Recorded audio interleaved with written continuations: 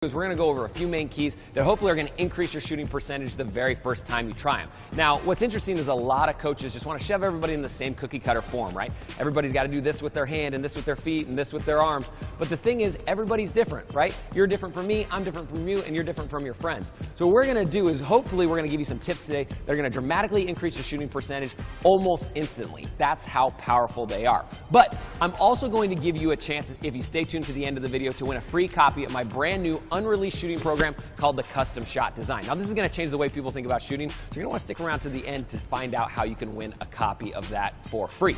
Now, the very first thing we want to talk about is we want to talk about foundation, right? And there's a few different parts of foundation we're going to kind of cover, but foundation basically just means our feet and our lower body. Now, what your lower body does is really important because a lot of times it's a chain reaction that affects your upper body. So a lot of times we can fix a lot of upper body issues with lower body mechanic tweaks. So the very first one I want to talk about is the tilt. Meaning as I'm getting ready to shoot, I want my feet tilted just off to the side a little bit. If I'm a right-handed player, my tilt's going to be to the left. If I'm a left-handed player, my tilt's going to be to the right. Now, this is important for a few different reasons. The very first reason is it alleviates tension in your upper body and your shoulders. If I'm facing 10 toes to the rim and I go to shoot, as soon as I start to raise this arm up, I'm going to feel a ton of pressure and a ton of tension right here in my shoulders. You can even do that standing by your computer or by your phone right now. If I bring the ball up right here, if you're standing 10 toes facing forward, you can feel that tension, right? So immediately, just by tilting our feet off to the side just a little bit, all of a sudden that tension goes away. Now my elbow can fall underneath the basketball and in line with the hoop, keeping it straight. Because remember, a straight shooter is generally a great shooter. Now, the other benefits to adding a tilt to your jump shot are, number two, a lot of times you're going to get more power, right? Because if I can alleviate this tension, my power chain is going to generate through my body and into the basketball a lot smoother, so more of that energy translates into the basketball. So if you try a little bit of a tilt, odds are, number one, you're going to get more power, number two, it's going to stay straighter, and number three, it's going to give you more control and accuracy on your basketball. So it's kind of backwards. A lot of people think, like, what do my feet have to do with keeping the ball straight or my accuracy? It has a lot to do with it, especially if you're adding a tilt. So keep in mind, right, we're trying to get perfect mechanics for you, not perfect mechanics for everybody at the exact same time. So play around with it and see what works best. So we just want our feet tilted off just a little bit to the side, and we're getting everything straight through. All right, so the next key we want to think about is power generation. So we're talking about keeping our heels off of the ground.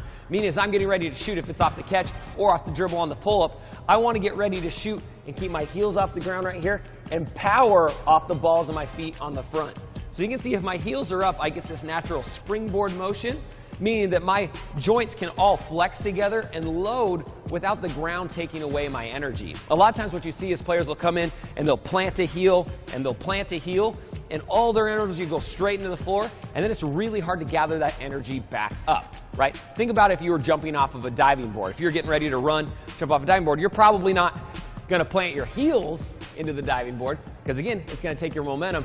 You're going to get up on the balls of your feet. That way when you're coming off, you get that good spring, that good pop. And shooting a jump shot's pretty much the exact same way. So no matter the situation, it could be off of a catch and shoot or a 1-2 step pull-up.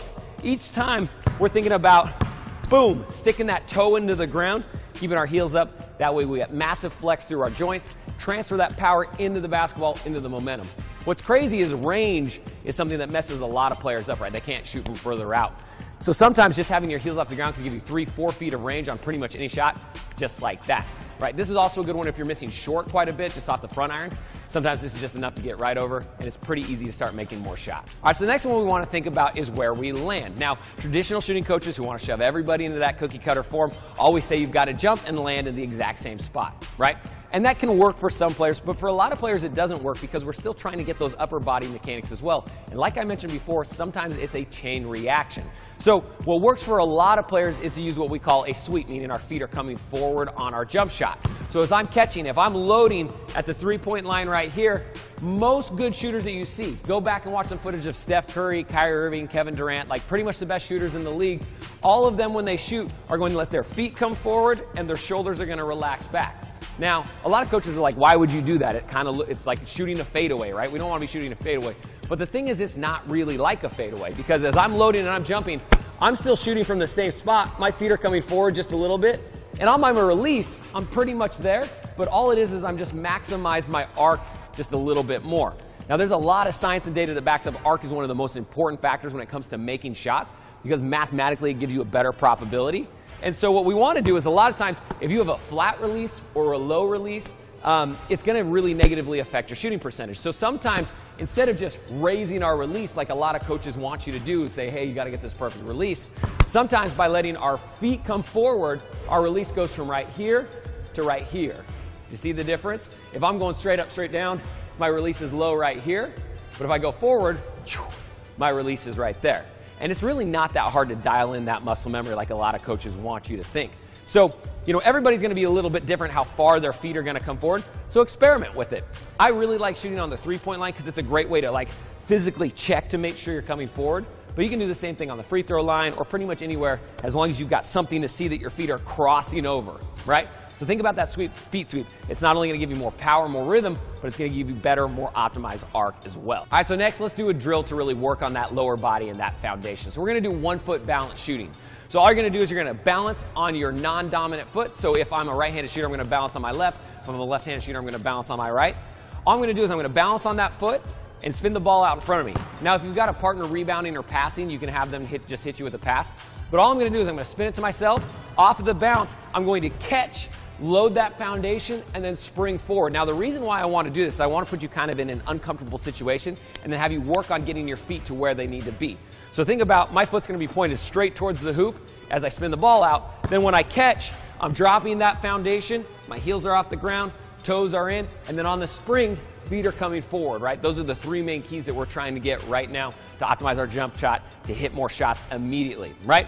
So once you get a shot on this side or wherever it's at, move back out to the 3-point line, spin the ball to yourself. Same thing again and again. We're just really working on getting that foundation set quickly out of an awkward situation, springing fast into your jump shot. This drill's awesome. I would get your reps in on it as much as you possibly can. All right, so now that we optimize your mechanics, so you're going to see some huge results, things like you've probably never seen before, what you're going to do is you're going to take our shot mechanics shooting assessment. Now, this is exclusive